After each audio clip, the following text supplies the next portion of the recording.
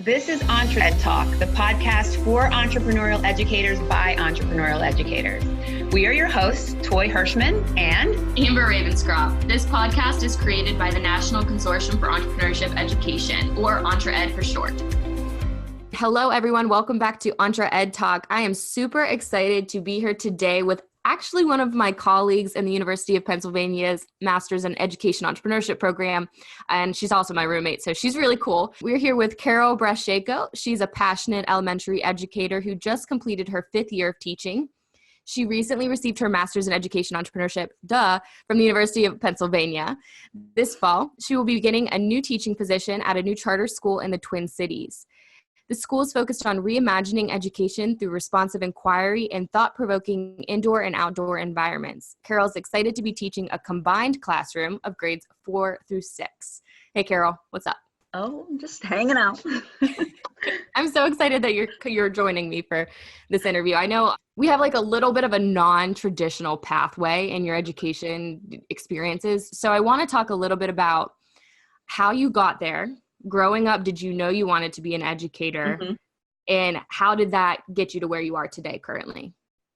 Okay, so growing up, I think like elementary school, you know how like you only know about a few different jobs, and so like you want to be a teacher, and I had really great teachers, obviously, like everyone does, but I definitely had amazing teachers, and I think in elementary school wanted to be a teacher. But what was interesting is then in like middle school, I was part of, like, we had a news show in our middle school, and I was like a big part of that. So for a while there, I was like, no, I'm gonna be like this like anchor woman, and I'm gonna be on the news, whatever. And then in high school, I don't know, it kind of shifted back towards education, especially because of my involvement in 4-H, especially being like a leader within that organization. That kind of shifted me back to that like education piece. And so by the end, I was back at education when I chose to go to college. And I went to a state school here in Minnesota 4 years. They're known for their education, so they're really good, but also it's very affordable, which was nice. But yeah, so then through college, I like went to be a teacher, and I did some student teaching abroad, which was really cool in Switzerland. That I think just kind of solidified my desire to teach, as well as really opened up this perspective about wanting to like really rethink education. I also did 2 weeks in Finland, which I think, just really opening up your world to what else is out there kind of really actually then helped shape the educator that I've become. So I didn't know you were in Europe. What is the difference like in their school systems? Well, in Switzerland, what was interesting is I taught at an international American school in Switzerland. So people who have a lot of money in Europe send their kids to schools like this to get educated in the Western style, so that then their students can go on to university either in the UK or in the United States, but that they're prepared for that type of system. And so what's interesting is that the school I taught at, in my mind, wasn't really that like progressive, or wasn't really doing anything that very different. But what was cool about this school is because it was a private school, obviously, and they have an expensive tuition, they were able to afford their students a lot of really cool opportunities. Like they took them on trips twice a year to different parts of Europe, which is really cool. I was able to go to the southern part of Italy with a group of students, which was awesome. And then they also have like really small class sizes, which is great. So there's a lot of really good like one-on-one teaching that happens. So interesting. That's very cool. I didn't know you did that. Mm-hmm. I probably had at some point that had been brought up in conversation and it just like, yeah. So tell me about most recently, you've been for this is your 5th year, you're entering your 5th Mm-hmm. year. The first 4 you were in public schools? Actually, so that'll be my 6th year actually. Okay, so this upcoming will be 6th year when you switch to charter, but your first 5 were in public schools. Yeah. Okay, at the elementary level. Yeah, it's the same public school. So, yeah, and I love teaching 4th grade. It's a really cool age where students are gaining their independence, but they still like school for the most part and like their teachers and whatever. They haven't hit that age where they're like, too cool for school. Yeah, exactly. So that's really cool. And so if you can engage them, it's like magical because they like want to be independent and they want to please you still. So it's like this nice balance of things. Yeah. And I know that we've collaborated just through this program on an entrepreneurship education unit for your 4th graders last year. So could you talk a little bit about what you did with that and maybe challenges or successes in integrating it into your classroom? Yeah, so what we end up developing kind of came out of wanting to revamp what we already had in our like part of our units. We do an inventors unit, so where students invent something new, which fits along with a science standard we have around the engineering design process, which is interesting because part of that process is a piece to the entrepreneurship process or entrepreneurial process, right? So what I wanted to do was kind of revamp it just because we've kind of been doing the same thing year after year, and it's largely been an at-home piece. So we introduce what they have to do in school and send them home essentially with a packet, and they work through it with their families. Doing this master's program kind of inspired me to revamp it a little bit. And so some of the elements that we added, I think that were different were some of the pieces around like marketing, as well as really getting like thinking about who your customer is and that fit between like what you want to create and then who your customer is, the marketing that, thinking a little bit more about cost. So largely with the inventors, it was really about we had the piece about like trying to solve a problem and then think of a few solutions and then develop one. Well, here too, I tried to really, or like get them to think about iterating, so going back to once they have an idea, go back to a customer, talk to them, see what you can do, and then try to make changes. So I love that. Something that I think you kind of like in a roundabout way brought up is a lot of times we hear that at this level, especially younger schools, younger students, the teachers are able to easily integrate the idea of invention. But when you add and take it to entrepreneurship, where you add marketing, you add like the customer, you add pricing, that's when it gets hard. So did you have challenges, or like what was that like? Yeah, I think it comes down to like, what is it the pieces you're focusing on, or like, what is it that you want them to get out of it? Because obviously like there's only so much they can get about the marketing, but you can take, you can use fancy term scaffolding, right? You can take pieces of things and you can like make them approachable for kids. And so I think the challenge with it was just that time piece. Okay, so like I had time, like a scheduled time. So the way that myself and the other fourth grade teachers set up our week is that every Friday for an hour, we had this like collaboration time that wasn't designated for anything specific, except we're going to do something with all of fourth grade. So I was easily able to put in this unit once a week. We'd do a lesson, then they'd have an at-home assignment. The only hard part with that, I think, was it was great we have that time every week, but then the challenge with it, knowing that some of these concepts are pretty complex for kids, is that I'm only doing one lesson on each of these concepts. And so it's like, but for some of my students, it was perfect because like, they just like, they got it and they ran with it. Right. And so, but then others, like they maybe didn't get all the elements of it. Okay. Well, they did what they could do. And that's part of education. And that's part of like being able to design something where you can get students like with where they're at, and then they can go where they're able to go, and that's okay, but it's not limiting people from going somewhere, and it's not keeping anybody from doing things. So yeah. How did the students themselves react? Like, were they engaged? Like, did you see any differences in how they like reacted towards that unit versus some of the other ones, or? I think it allowed for a lot more creativity than other things that you do in school. I think so what was cool is that we were able to like push a lot of kids. So like we practiced pitching, which I think was so awesome. And I had like some of our students who are sometimes the hardest to engage were like, oh my gosh, this is so great. And then you have others who like are terrified of speaking and talking, and like you're really pushing them. And that's also really a good thing. And so you get this like nice mix of things. Another one of my favorite lessons was I did a whole lesson on pricing and pricing models, which I think for my students, I tried to really bring in relevant examples to them, and we talked about them, and like they ate that up. And I think there's that piece about educating them as consumers, even in the sense of like understanding how the world works from that standpoint, that is very approachable even for a fourth grade. I didn't teach all the pricing models, obviously, but I picked. Yeah, you picked the ones that were tangible. Yeah. Yeah, exactly. And so that's how you kind of start, is you pick out pieces. You're never going to get a full, with this age group, or really anybody initially, you're not going to be able to get a full understanding of something. It's starting from somewhere. Yeah, I'm 25 years old and still don't understand all the pricing. Right. But I just think about like my perspective of when I was in fourth grade, I think I grew like a kidney bean And that was the most, like, that's the thing that stood out the most to me. But the real world aspect of what you provided them is huge. Like, I mean, it cannot be, it's unparalleled, right? So I want to talk a little bit about, we've talked a little bit about the rigid structures that are sometimes in place in public schools and how they're not always conducive to these kinds of environments. And I know that you have some strong opinions on this. So I'm going to limit you because, side note for everyone listening, Carole gets yelled at in our discussion. Well, she doesn't get yelled at. She yells at us in her discussion posts about traditional education. So maybe we could touch base on like a couple things that you think maybe not necessarily are flaws, but are obstacles that traditional public school teachers have to face when they're trying to do stuff like this in the classroom.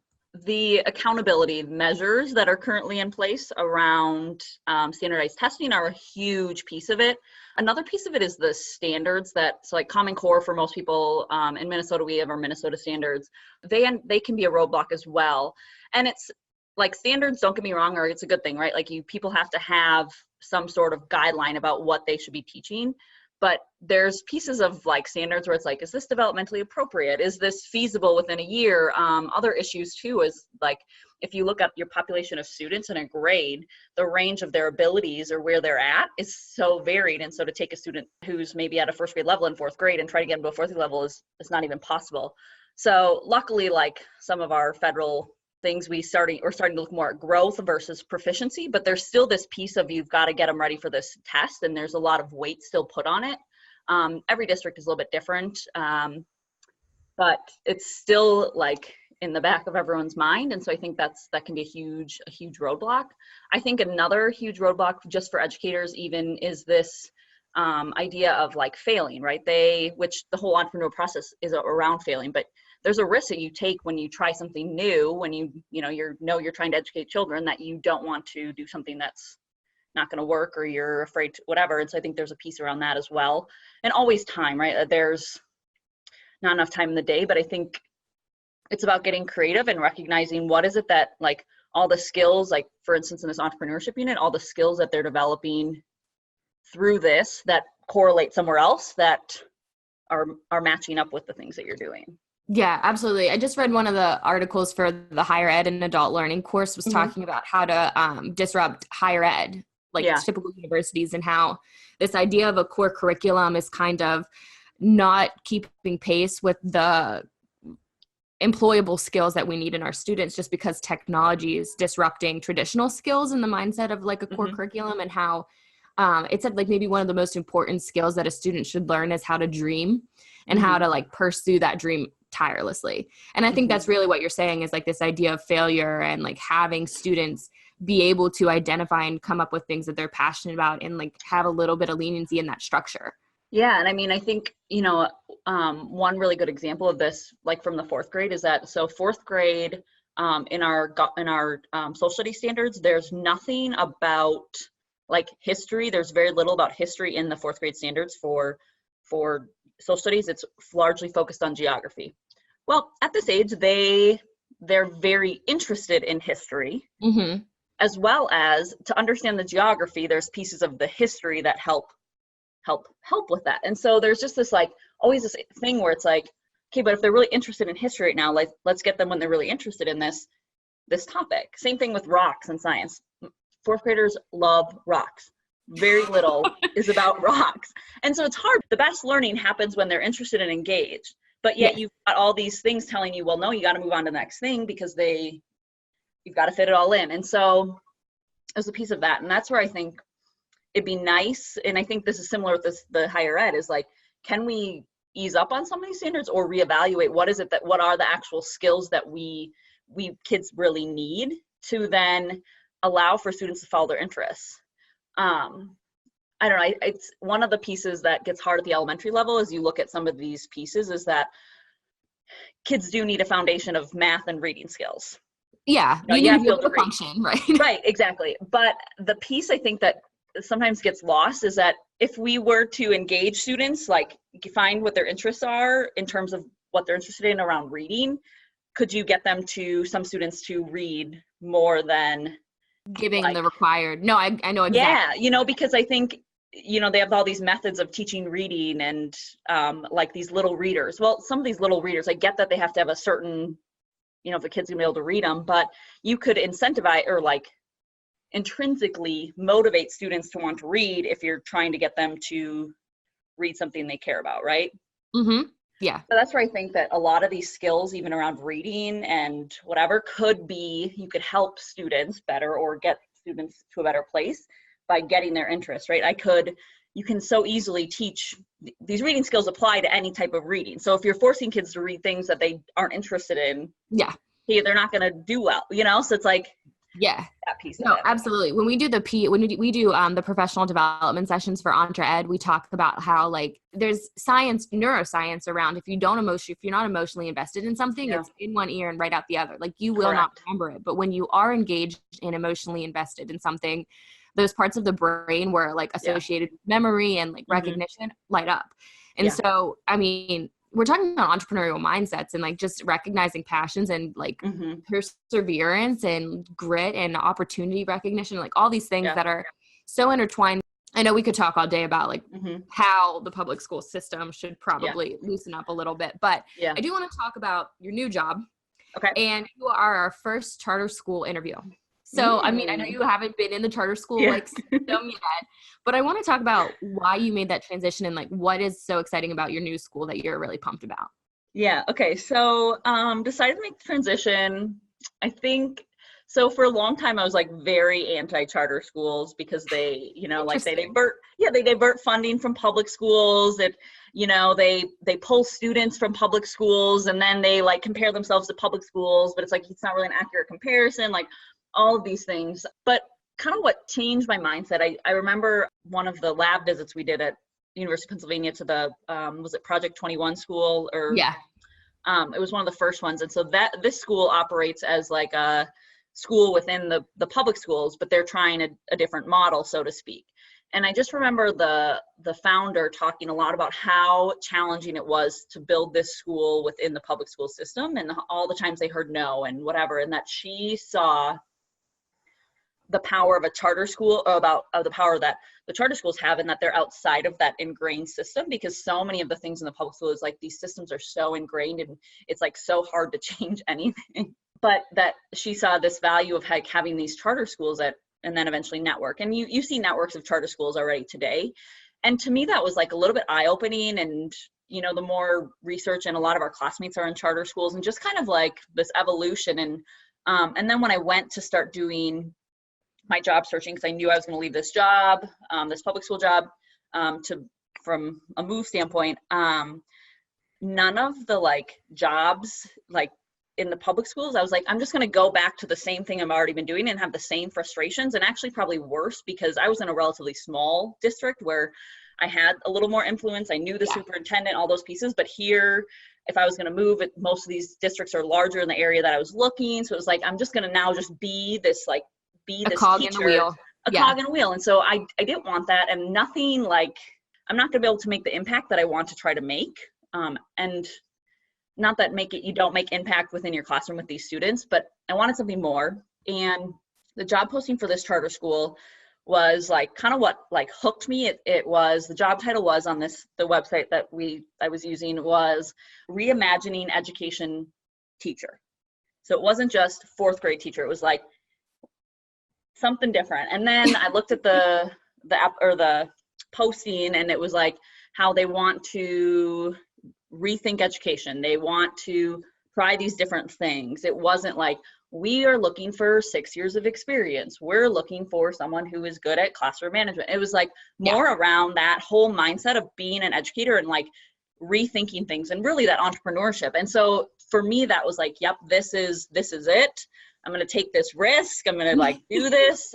And so I just see this as like an opportunity to even just see like how charter schools work. And granted, every charter school works differently because they're able to work differently. I mean, there are obviously charter laws or whatever, but they're able to change, their charter schools designated for X, Y, and Z. But this just really excites me. And the idea that I'm going to be at a charter school that's brand new, I'm going to help build up this school, just sounds very exciting. So you're in a combined classroom, 4 through 6? 4 through 6. All at the same time?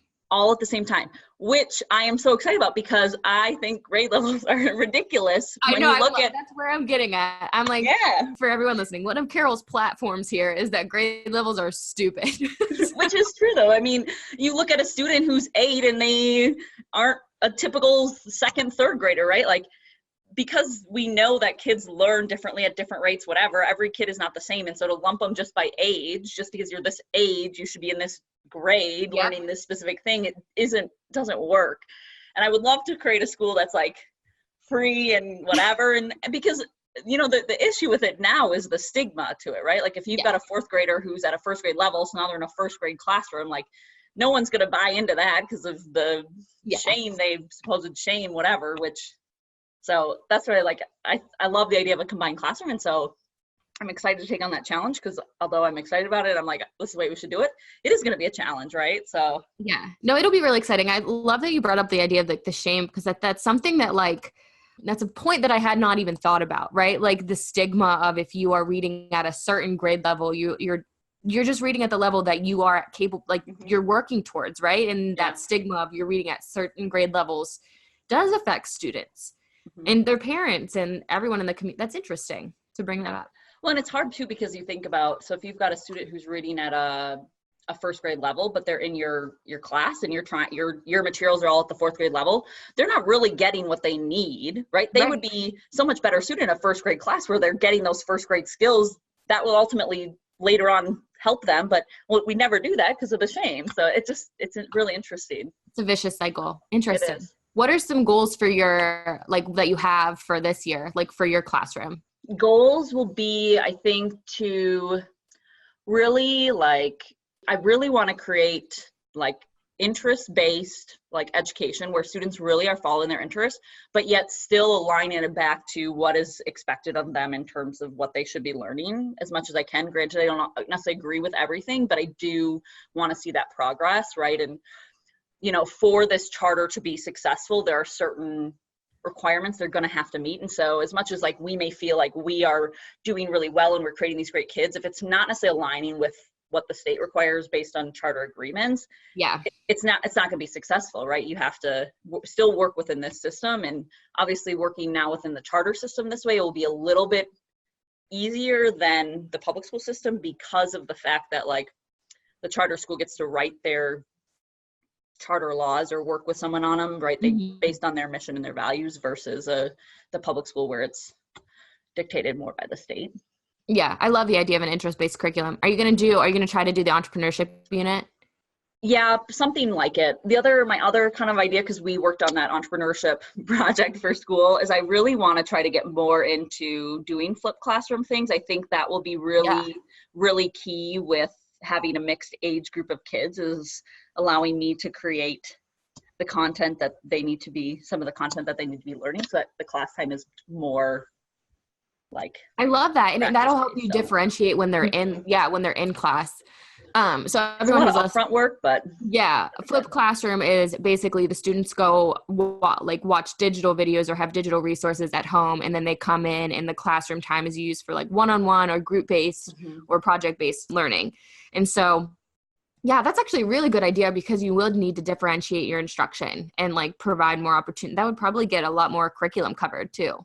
Yeah, that's my thought. Interesting. So. Well, let me know if you want some help. Always.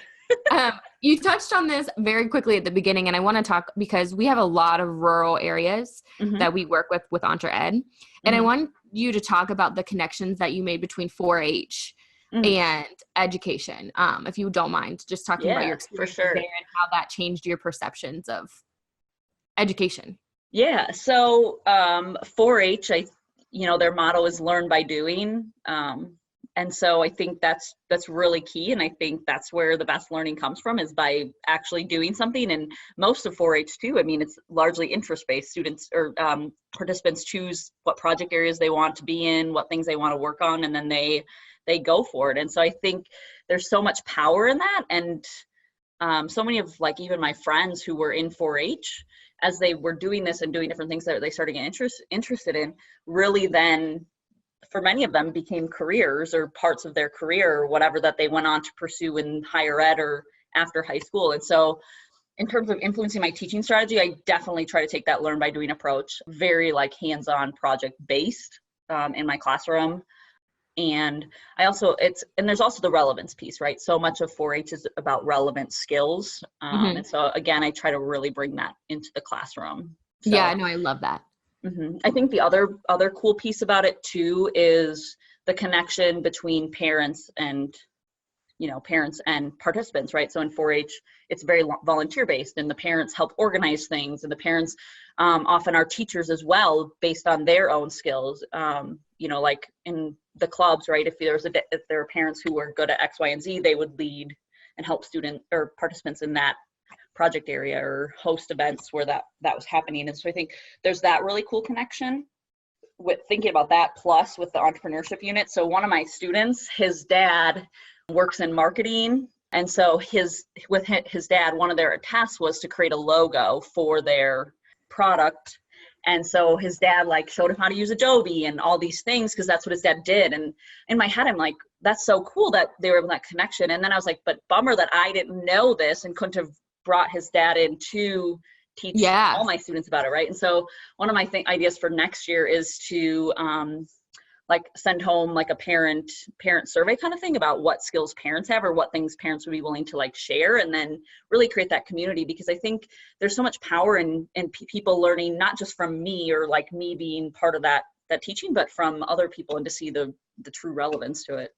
I love that. Yeah. I mean, I think family engagement is huge. And so we just interviewed Regina. She was the episode that released this week was Regina's episode.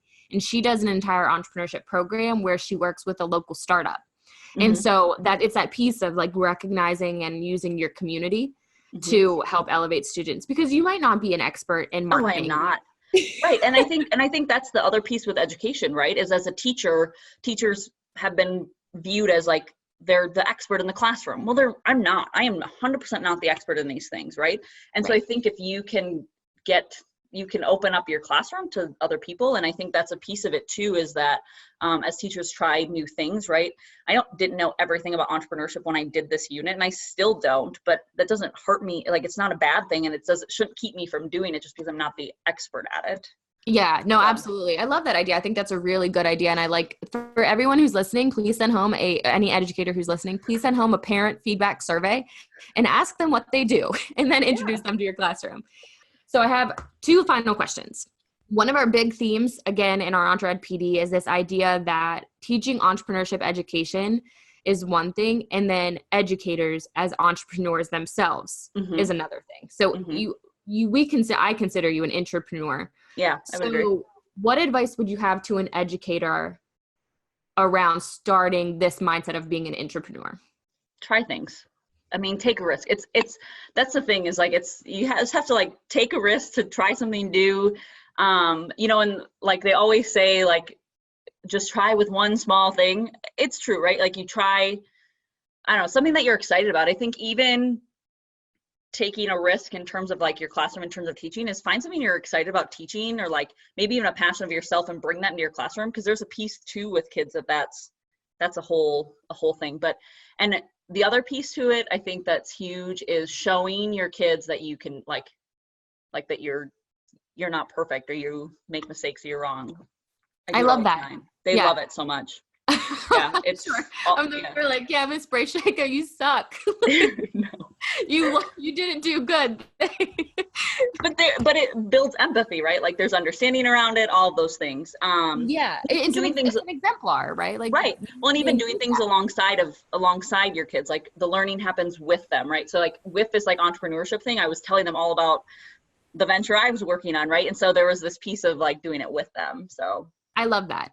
That's really good advice. Yeah. So, I mean, just the idea of just trying something, being comfortable looking like you don't know something in front of your students is really important. If Toy was here, she would tell you that to pick something you absolutely hate teaching and try it that way. Yeah, either way. Yeah. Well, and then the other piece I was thinking about when you sent this question was, look even at what you're doing and see if you can modify it tweak it to be an entrepreneur thing, right? This Inventors Fair has so many of the entrepreneurship elements that it didn't take much to turn it into this entrepreneurship unit, right? So many of those skills are there. And you think even about entrepreneurship, the process, things like customer interview, some of those pieces, well, they align so well with like speaking standards that almost everybody has, right? Like, do you have a unit you're already doing that you could tweak and just add some of those elements to focus on entrepreneurship that are already there? That's actually that was my second question, was how do you infuse entrepreneurship in the classroom? Like, first there's like the entrepreneurial taking risks as the educator, but how do you infuse entrepreneurship? And that's like the perfect way to touch on it. I think about the customer interview process and empathy mapping and everything we learned about, and how applicable is that to like an English class?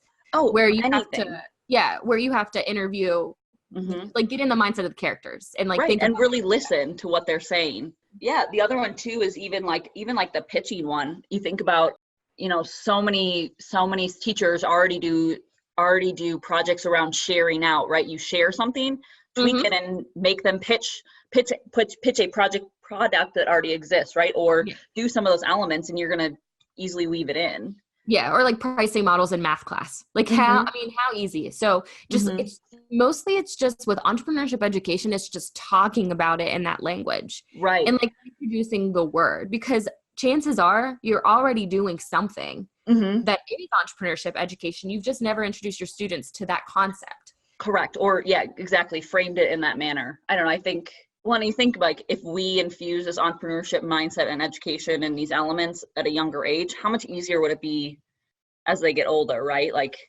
if they've already got this mindset or this awareness, that it just would make things, it'd be awesome, right? And the piece too is like these elementary students are so creative, right? Kids are so creative, where us as adults are way less creative at this point in our lives, right? And so to take their ideas would be huge. Absolutely. 100%. Well, I appreciate you talking, and good luck at your charter school. And Thank you. For anybody that's interested in like connecting with you, how can they get in touch with you? I would have to say probably email's the one I'll probably check the most. Okay. And what's your email? cbraschayko@gmail.com. Don't worry, everyone. We will type it in our social media releases. We will type her name so that well, thank you so much for coming on. Sounds good. Thanks.